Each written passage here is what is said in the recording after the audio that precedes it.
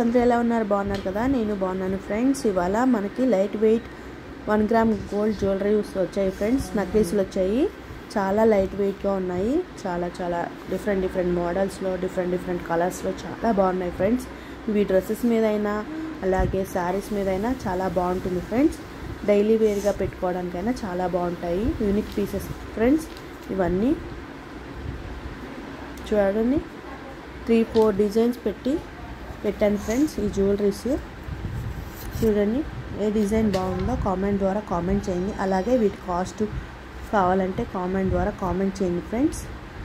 చూడండి, ఇప్పటికి 2 రకాలు వచ్చాయి, 3వ రకం కూడా వస్తుంది.